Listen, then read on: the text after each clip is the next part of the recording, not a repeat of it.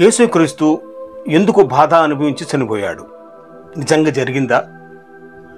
క్రీస్తు శకం 33వ సంవత్సరం వసంత ఋతువులో నజరేతు ఊరువాడైన యేసును చంపేశారు. ఆయన మీద అబద్ధ ఆరోపణలు చేసి క్రూరంగా కొట్టి కొయ్యపై చేతులకు కాళ్లకు మేకులు గుట్టి వేలాడదీసి చంపారు. ఆయన ఎంతో నొప్పితో మరణించాడు. కానీ దేవుడు ఆయనను మళ్ళీ బతికించాడు. 40 రోజుల తర్వాత యేసు పరలోకానికి వెళ్ళిపోయాడు. ఈ అసాధారణ సంఘటన గురించి క్రైస్తవ గ్రీకు లేఖనాల్లోని సువార్తల్లో ఉంది. ఈ గ్రీకు లేఖనాలని కొత్త నిబంధన అని కూడా పిలుస్తారు. మరి సువార్తల్లో ఉన్నవన్నీ నిజంగా జరిగాయా? అది చాలా మంచి ప్రశ్న, ముఖ్యమైన ప్రశ్న. ఇవన్నీ జరగకపోతే క్రైస్తవత్వానికి అర్థం లేదు.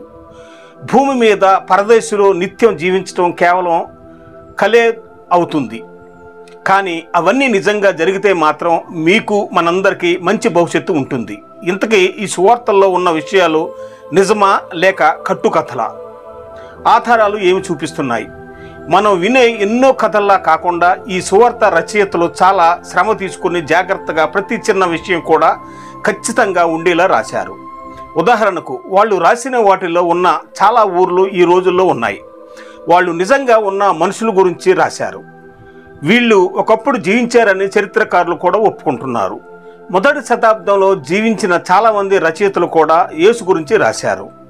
యేసు చనిపోయిన విధానం గురించి సువార్తలో చెప్పిన విషయాలు ఆ కాలంలో రోమన్ల మరణశిక్ష విధించే పద్ధతులకు తగ్గట్లుగానే ఉన్నాయి. అంతేకాదు అన్ని సంఘటనలు వాస్తవంగా ఖచ్చితంగా ఉన్నాయి. యేసు శిష్యుల గురించి సువార్తల్లో రాసినప్పుడు వాళ్ళలో ఉన్న తప్పుల గురించి కూడా నిజాయితీగా రాశారు. వీటన్నిటిని బట్టి సువార్త రచయితలు యేసు గురించి రాసిన విషయాలు నిజాయితీతో ఖచ్చితంగా రాశారని తెలుస్తుంది. యేసు పునరుద్ధానాన్ని నమ్మవచ్చా? యేసు జీవించాడు, మరణించాడు అని నమ్మిన ఆయన మళ్ళీ బతికిన విషయాన్ని కొంతమంది నమ్మారు. ఆయన బ్రతికాడని తెలిసినప్పుడు ఆయన శిష్యులు కూడా మొదటి నమ్మలేదు. ఆ విధంగానే లోకా సువార్త 24వ అధ్యాయం 11వ వచనంలో కూడా ఉంది. కానీ యేసును చూడగానే వాళ్ళు సందేహాలన్నీ పోయాయి. వాళ్లతో పాటు మిగతా శిష్యులు కూడా యేసును వేరువేరు సందర్భాల్లో చూశారు. ఒకసారి 500 మంది కన్నా ఎక్కువ మంది ఆయన్ని చూశారు. బంధించి చంపేసి ప్రమాదం ఉన్నా కూడా క్రీస్తు శిష్యులు ధైర్యంగా యేసు మళ్ళీ బతికాడనే విషయాన్ని అందరికీ చెప్పారు. యేసును చంపిన వాళ్లకు కూడా చెప్పారు. యేసు నిజంగా పునరుద్ధానుడయ్యాడని వాళ్లకు ఖచ్చితంగా తెలియకపోతే అంతమంది శిష్యులు అంత ధైర్యంగా ఆయన గురించి చెప్పేవాళ్ళు కాదు. అంతేకాదు ప్రపంచంలో అప్పుడు ఇప్పుడు క్రైస్తవత్వాన్ని ముందుకు నడిపించిన కారణం యేసు పునరుద్ధానం అయ్యాడనే వాస్తవమే. యేసు మరణం పునరుద్ధానం గురించి సువార్తల్లో ఉన్న సమాచారం చాలా ఖచ్చితంగా ఉంది. చరిత్రలో నమోదైంది. వాటిని జాగ్రత్తగా చదవటం ద్వారా ఇవన్నీ నిజంగా జరిగాయని నమ్మకం మీకు కలుగుతుంది. ఇవన్నీ ఎందుకు జరిగాయో మీరు అర్థం చేసుకుంటే మీ నమ్మకం ఇంకా పెరుగుతుంది. క్రీస్తు శకం 55వ సంవత్సరంలో పుట్టి ఉంటాడు. ఆయన ఇలా రాశాడు. క్రైస్తవులకు ఆ పేరు క్రిస్మస్ అనే అతని నుండి వచ్చింది. అతను దిబేరి ఏలుబడిలో అధిపతిగా ఉన్న పొంతు పిలాతు చేతుల్లో దారుణమైన శిక్షను అనుభవించాడు. యేసు గురించి మొదట శతాబ్దానికి చెందిన స్యూటోనియస్ అనే శబ్దానికి చెందిన యోధా చరిత్రకారుడు జోసాఫిస్ 2వ శతాబ్దం మొదట్లో బితునియా అధికారి అయిన సైని ద యంగర్ కూడా రాశారు. బైబిల్ కాకుండా వేరే ఆధారాలు ఎందుకు ఎక్కువగా లేవు? యేసు జీవితం, ఆయన బోధలు ప్రపంచంలో చాలా మంది పైన ప్రభావం చూపించాయి. అలాంటప్పుడు యేసు నిజంగా జీవించాడా, చనిపోయి మళ్ళీ బ్రతికాడా అని రుజువు చేయడానికి ఆ కాలంలో బైబిల్ కాకుండా వేరే ఆధారాలు కూడా ఉండాలి కదా అని కొంతమంది అడగవచ్చు. కానీ సువార్తలు రాసి దాదాపు 2000 సంవత్సరాలు గడిచిపోయాయి. ఆ కాలంలో ఉన్న వేరే పుస్తకాలు ఇప్పుడు చాలా తక్కువ ఉన్నాయి. ఉన్నా కూడా యేసును వ్యతిరేకించిన వాళ్ళు ఆయన గురించి మంచి విషయాలు, నిజాలు రాసి ఉంటారని అనుకోవడానికి లేదు. యేసు పునరుద్ధానం గురించి ఆయన శిష్యులలో ఒకడైన పేతురు ఇలా అన్నాడు. దేవుడు ఆయనను 3వ దినమున లేపి ప్రజలందరికీ కాక దేవుని చేత ముందుగా ఏర్పరచబడిన సాక్షులకే, అనగా ఆయన మృతుల్లో నుండి లేచిన తరువాత ఆయనతో కూడా అన్నపాయం పుచ్చుకొనిన మాకే ఆయన ప్రత్యక్షంగా కనబడినట్లు అనుగ్రహించాను. ప్రజలందరికీ యేసు ఎందుకు కనబడలేదు? మత్తయి సువార్త ప్రకారం యేసును మతపరంగా వ్యతిరేకించిన వాళ్ళు ఆయన తిరిగి లేచాడని వినగానే ఆ వార్త బయటకు రాకుండా చేయడానికి పథకం వేశారు. తన పునరుద్ధానం ఒక రహస్యంగా ఉండాలని యేసు కోరుకున్నాడా? లేదు. పేతురు ఇంకా ఇలా అన్నాడు, ఇదియుగాక దేవుడు సజీవులకును మృతులకును న్యాయాధిపతిగా నియమించబడినవాడు ఈయనే అని ప్రజలకు ప్రకటించి దృఢ సాక్ష్యం ఇవ్వాలనని మాకు ఆజ్ఞాపించాను. అప్పటి నుండి ఇప్పటి వరకు నిజ క్రైస్తవులు ఇదే చేస్తున్నారు. అపోస్తుల కార్యములో 10వ అధ్యాయము 42వ వచనంలో యేసే మార్గము సత్యము జీవము పునరుద్ధానమైన యేసు చాలా మందికి కనిపించాడు. లోకాసు వార్త 24వ అధ్యాయం 13వ వచనం నుంచి 49 వరకు, యోహాను 20:19-29 వరకు. ఎమ్మాయికు వెళ్లే దారిలో యేసు కనిపించాడు. యేసు తన శిష్యులకు పదే లేఖనాన్ని వివరించాడు. తోమా సందేహించాడు. అది నీసాను 16 ఆదివారం శిష్యులు చాలా దిగులుగా ఉన్నారు. యేసు పునరుద్ధానం అవ్వడం వల్లే సమాధి ఖాళీగా ఉందని వాళ్ళు అర్థం చేసుకోలేదు. ఆ తర్వాత అదే రోజు క్లియోఫా ఇంకో శిష్యుడు యెరూషలేము నుండి దాదాపు 11 కిలోమీటర్ల దూరంలో ఉన్న ఎమ్మాయికు బయలుదేరారు.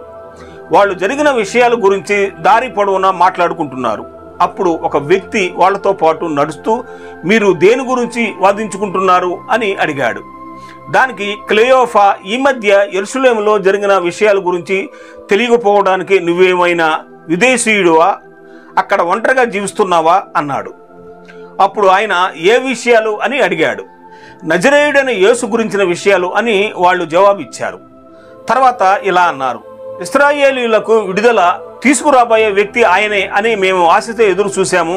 క్లయోఫా అతనితో ఉన్న శిష్యుడు ఆ రోజు జరిగిన వాటిని చెప్పడం మొదలుపెట్టారు. కొంతమంది స్త్రీలు యేసు సమాధి దగ్గరికి వెళ్ళేసరికి అది ఖాళీగా ఉందని, అక్కడ వాళ్లకు దేవదూతలు కనిపించి యేసు తిరిగి బ్రతికిన సంగతి చెప్పారని, వేరే వాళ్ళు కూడా సమాధి దగ్గరకు వెళ్ళి అక్కడంతా ఆ స్త్రీలు చెప్పినట్టే ఉండటం చూశారని ఆ వ్యక్తికి చెప్పారు. లోకాసు వార్త 24:24. కానీ జరుగుతున్న వాటి అర్థాన్ని, యేసు పునరుద్ధానం అయ్యాడనే విషయాన్ని ఆ ఇద్దరు శిష్యులు గ్రహించలేకపోయారు. అందుకే వాళ్ళతో పాటు నడుస్తున్న వ్యక్తి వాళ్ళ ఆలోచనలను సరిదిద్దుతూ ఇలా అన్నాడు, తెలివి తక్కువ మనుషుల్లారా, ప్రవక్తలు చెప్పిన విషయాలన్నీ మీరు ఎందుకు అర్థం చేసుకోలేకపోతున్నారు? క్రీస్తు తన మహిమతో ప్రవేశించాలంటే వీటిని అనుభవించడం తప్పనిసరి కదా. లోకాసు వార్త 24, 25, 26. తర్వాత క్రీస్తు గురించిన ఎన్నో లేఖనాలని ఆయన వాళ్లకు వివరించడం మొదలుపెట్టాడు. చివరికి ఆ ముగ్గురు ఎమ్మాయి దగ్గరకు చేరుకున్నారు. ఆయన చెప్పే విషయాలు ఇంకా వినాలనే ఉద్దేశంతో సాయంత్రం కావస్తుంది కాబట్టి మాతోనే ఉండిపో అని ఆ శిష్యులు అన్నారు. దానికి ఆయన ఒప్పుకున్నాడు. అప్పుడు వాళ్ళు కలిసి భోజనం చేశారు. ఆయన ప్రార్థన చేసి రొట్టె విరిచి వాళ్ళకు ఇవ్వగానే ఆయన ఎవరో వాళ్ళు గుర్తుపట్టారు. కానీ అంతలోనూ ఆయన మాయమయ్యాడు. లోకాసు వార్త 24వ అధ్యాయం 29వ వచనం నుంచి 31వ వచనం వరకు. నిజంగా యేసు నిజంగా లేచాడని ఇప్పుడు వాళ్లకు నమ్మకం కుదిరింది. వాళ్ళు జరిగిన దాని గురించి సంతోషంగా ఇలా మాట్లాడుకున్నారు. దారిలో ఆయన మనతో మాట్లాడుతూ లేఖనాల అర్థాన్ని విడమర్చి చెప్పినప్పుడు లోపల మన హృదయాలు మండుతున్నట్లు మనకు అనిపించలేదా? వెంటనే వాళ్ళు తిరిగి యెరూషలేమునకు బయలుదేరి అపోస్తలులు ఇతరులు ఉన్న చోటుకి వెళ్ళారు. క్లయోఫా అతనితో ఉన్న శిష్యుడు ఇంకా ఏమి చెప్పకముందే అక్కడున్న వాళ్ళు నిజంగానే ప్రభు మళ్ళీ బ్రతికించబడ్డాడు, ఆయన సియోనుకు కనిపించాడు అన్నారు. యేసు తమకు కూడా కనిపించాడని ఆ ఇద్దరు శిష్యులు చెప్పారు. ఇప్పుడు యేసు వాళ్లను గదిలో ప్రత్యక్షం అవడంతో అందరూ అవాక్కయ్యారు. యూతులకు భయపడి వాళ్ళు తలుపులు గట్టిగా బిగించుకున్నారు. అయినా యేసు వాళ్ళ మధ్యకు వచ్చి నిలబడటంతో వాళ్ళు కళ్ళను వాళ్లే నమ్మలేకపోయారు. యేసు మృదువుగా మీకు శాంతి కలగాలి అన్నాడు. కానీ వాళ్ళు అంతకు ముందులాగే ఇప్పుడు కూడా ఆయన ఒకే దేవదూత అనుకుని భయపడ్డారు. తాను ఒక దేవదూతతో వాళ్ళ భ్రమేమో కాదని ఒప్పించడానికి యేసు వాళ్ళతో ఇలా అన్నాడు, మీరెందుకు కంగారు పడుతున్నారు?